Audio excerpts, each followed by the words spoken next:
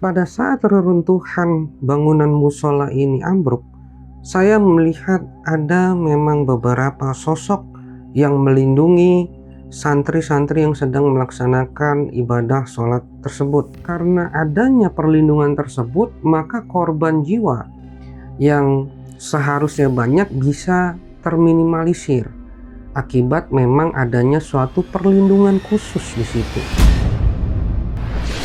Tragedi ini semua bisa terjadi ada kaitannya dengan dunia spiritual, ada kaitan dengan izin oleh penunggu yang di tanah itu.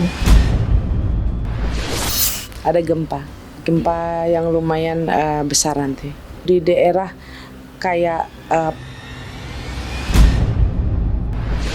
Dari fenomena guncangan yang kita alami saat ini, beberapa daerah khususnya di Pulau Jawa itu harus lebih berhati-hati, khususnya di area Jawa Barat. Jadi kalau saya melihat ya, dari efek guncangan ini bisa saja itu menimbulkan gelombang tsunami. Sebelum kisah ini dimulai, ada satu hal yang harus kamu lakukan. Tombol subscribe. Aku akan menghitung sampai 3. 1, 2.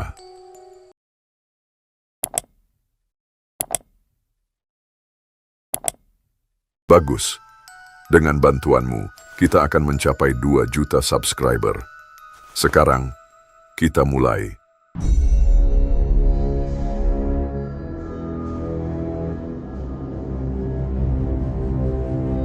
Suasana menakutkan terlukis saat terjadi tragedi ambruknya mushola di sebuah pondok pesantren di Sidoarjo, Jawa Timur. Jerit ketakutan bercampur dengan rintih kesakitan dari balik timbunan mushola yang ambruk. Korban meninggal sejauh ini sebanyak 9 orang dan 55 orang masih di dalam reruntuhan. Peristiwa maut ini kemudian banyak dikaitkan dengan gempa yang sebelumnya terjadi di Sumeneb, Madura. Lalu benarkah fenomena gempa akan terus terjadi bahkan hingga akhir tahun nanti? Lantas, mungkinkah akan ada guncangan gempa megatrust? Jangan dulu berlalu, masih akan banyak keganjilan yang terjadi di sini. Dan jangan lupa subscribe, like, komen, dan share agar tak ada yang terasa ganjil di sekitar Anda.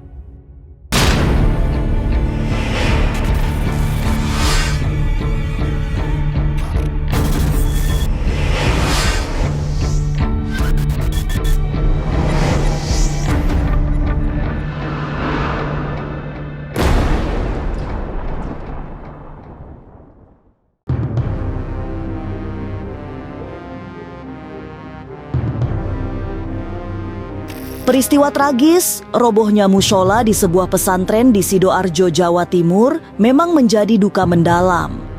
Korban berjatuhan termasuk 4 orang yang ditemukan meninggal dunia. Suasana kacau sempat menegangkan saat detik-detik ambruknya mushola terjadi. Suara jeritan di mana-mana, sementara runtuhan material bangunan langsung menghamburkan debu yang pekat. Lewat teropong batin, Master Black Judge melihat ada sosok yang berusaha melindungi para korban. Bukan sosok sembarangan, melainkan sosok gaib yang berusaha menyelamatkan para santri yang terjebak dalam reruntuhan. Pada saat reruntuhan bangunan musola ini ambruk, saya melihat ada memang beberapa sosok yang melindungi santri-santri yang sedang melaksanakan ibadah sholat tersebut. Saya melihat sosok ini berbentuk memakai seperti pakaian gamis berwarna putih, kemudian berkerudung warna putih. Ada beberapa di situ yang memang seperti melebarkan sayapnya ketika reruntuhan itu terjadi. Saya melihat di sini karena adanya perlindungan tersebut, maka korban jiwa yang seharusnya banyak bisa terminimalisir akibat memang adanya suatu perlindungan khusus di situ. Saat peristiwa ambruknya bangunan, terasa sekali ada aura ketakutan yang menjalar di sekitar pesantren. Lewat ketajaman batinnya, Master Black Judge melihat banyak energi negatif yang bermunculan, terutama akibat hawa takut yang membuat suasana sangat menyedihkan.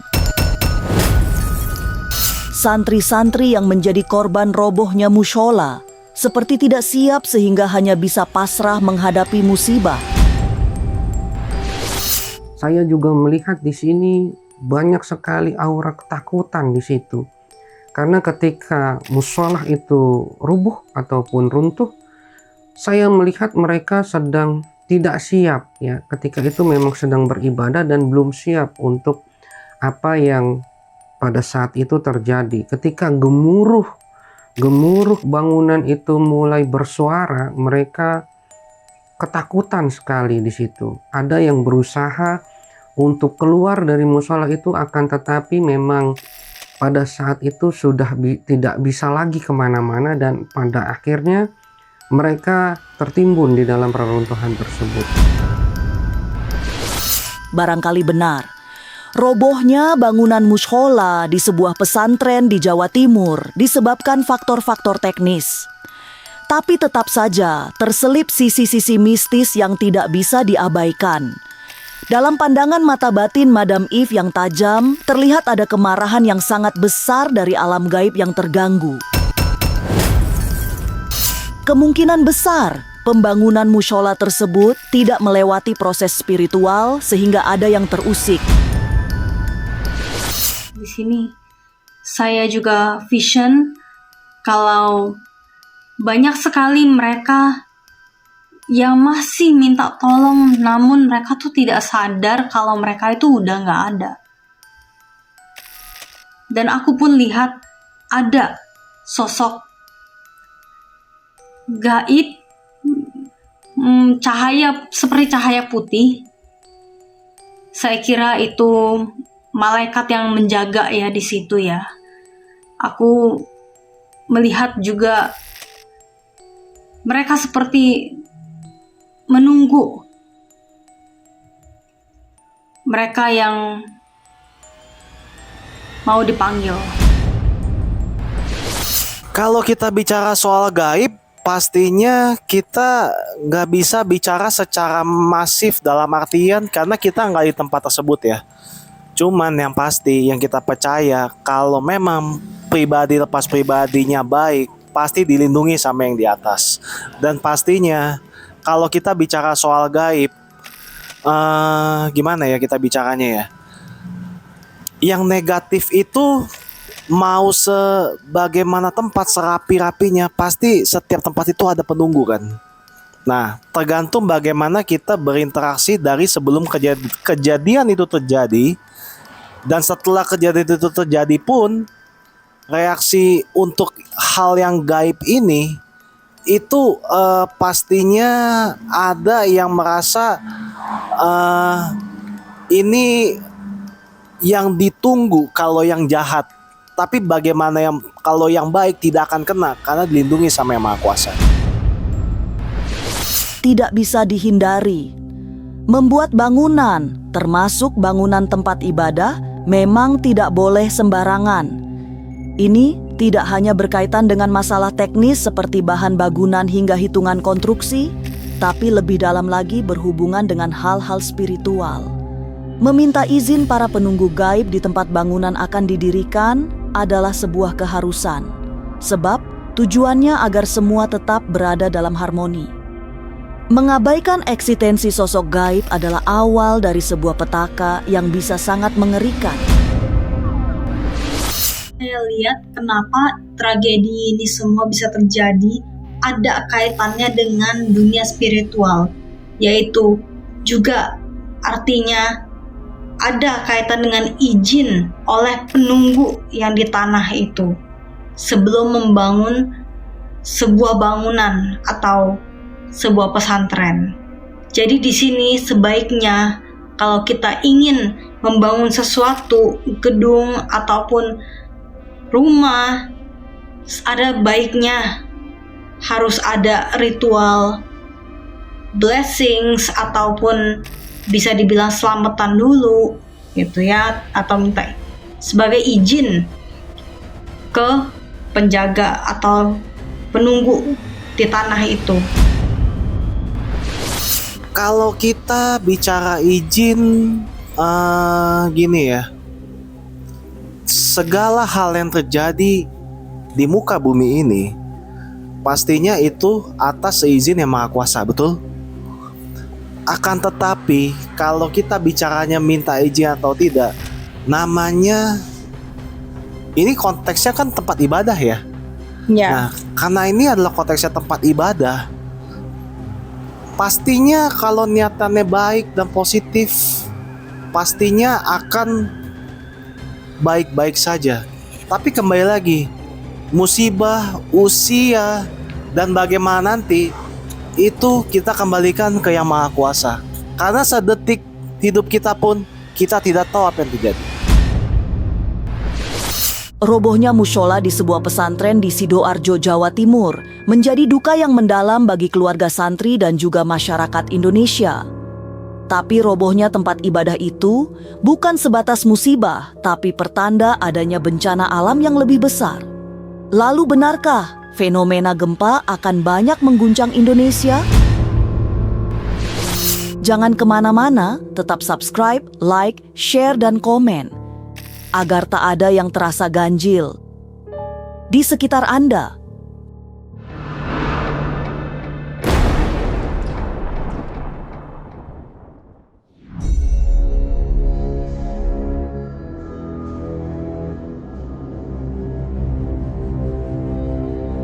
Musibah yang menimpa sebuah pondok pesantren di Sidoarjo, Jawa Timur, barangkali ada hubungannya dengan gempa yang berpusat di Sumenep. Tapi fenomena gempa sesungguhnya sudah banyak diingatkan oleh para ahli supranatural.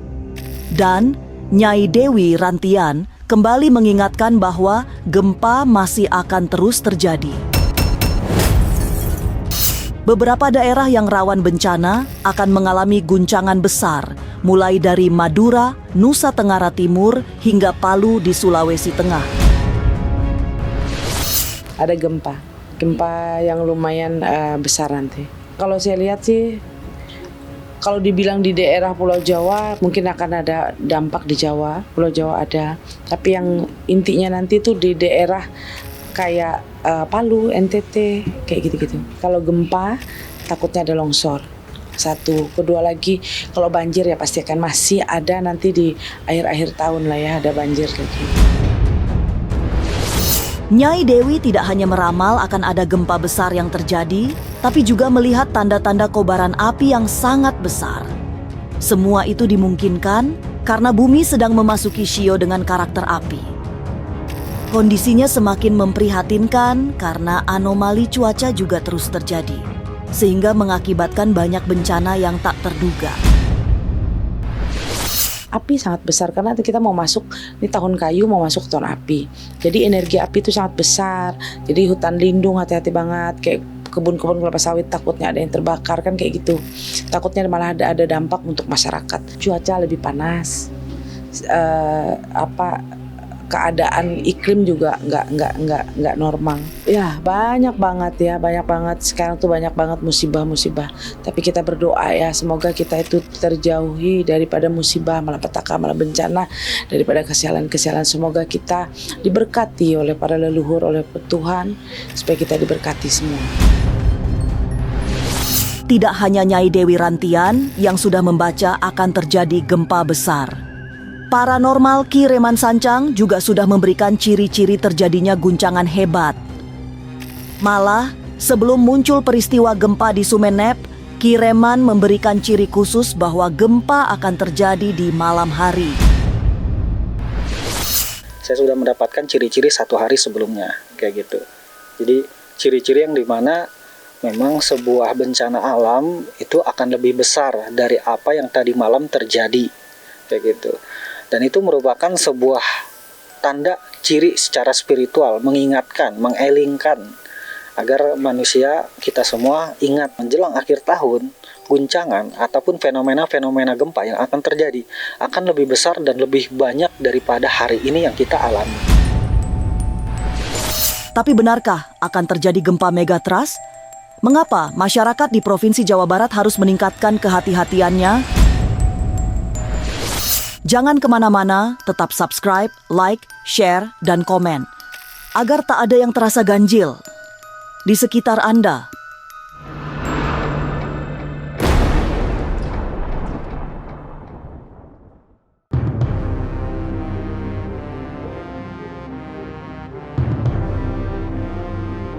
Memasuki bulan Oktober, mari perbanyak doa-doa keselamatan, sebab sinyal gempa besar sudah mulai dirasakan oleh para spiritualis. Dalam pandangan mata batin Ki Reman, guncangan sangat besar akan terjadi sebelum tutup tahun. Gempa besar yang mengarah ke megatrust itu memberi dampak kerusakan yang sangat parah. Sementara itu, korban jiwa juga akan berjatuhan dalam jumlah yang tidak sedikit. Celakanya, gempa besar ini menjadi semacam lonceng untuk gempa yang terjadi di sejumlah tempat di Indonesia. Ini sebuah tanda, sebuah pintu gerbang yang dimana energi ini akan terus bergulir ke beberapa daerah, ke beberapa provinsi, bahkan pulau. Bahkan bisa menyebabkan gempa megatrust yang lebih besar lagi. Itu akan ada sebuah guncangan-guncangan yang dimana cukup lumayan ya. Saya melihat di situ akan ada rumah-rumah yang roboh juga, bahkan tanah yang longsor. Di situ efek dari gempa tersebut. Menuju akhir tahun 2025, memang banyak diramalkan menjadi puncak terjadinya bencana alam. Ki Reman melihat tanda-tanda bencana besar itu datangnya dari perut bumi. Jadi sudah bisa dipastikan berupa gempa yang skalanya sangat besar. Beberapa daerah di Pulau Jawa menurut Ki Reman harus benar-benar waspada, terutama masyarakat Jawa Barat yang memang sesar perut buminya sedang sangat aktif di penghujung tahun nanti.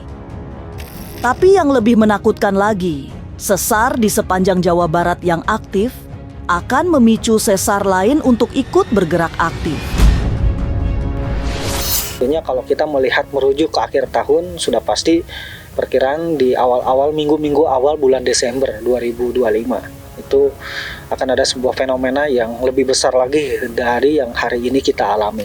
Jadi dari fenomena guncangan yang kita alami saat ini, beberapa daerah khususnya di Pulau Jawa itu harus lebih berhati-hati, khususnya di area Jawa Barat. Jawa Barat di beberapa daerah seperti Bandung, Sukabumi gitu, dan Pelabuhan Ratu, Cianjur gitu. Karena itu saya melihat titik-titik yang dimana energi dari lempengan tersebut itu akan semakin bergerak dengan besar, dan itu kemungkinan besar dalam waktu dekat akan terjadi. Gempa yang akan terjadi di akhir tahun nanti diramalkan jauh lebih menakutkan. Kekuatan dan daya rusaknya jauh lebih mengerikan. Dan efeknya juga luar biasa mengenaskan, sehingga semua harus waspada. Apalagi gempa besar itu diprediksi mengakibatkan terjadinya tsunami. Iya, jadi kalau saya melihat ya, dari efek guncangan ini bisa saja itu menimbulkan gelombang tsunami ya. Tetapi memang yang lebih kuat ini saya melihat itu di area-area timur ya, dan itu kemungkinan besar akan terjadi menjelang akhir tahun. Robohnya musyola di sebuah pesantren yang sedang dalam proses pembangunan memang meninggalkan duka bagi para santri. Tapi banyak spiritualis yang menghubungkan peristiwa itu dengan kejadian gempa Sumenep yang terjadi sebelumnya. Hati-hati, setelah memasuki bulan Oktober ini hingga akhir tahun nanti akan terjadi peningkatan bencana alam yang skalanya jauh lebih besar. Semogalah kita semua dilindungi Tuhan Yang Maha Kuasa sehingga terbebas dari semua bencana.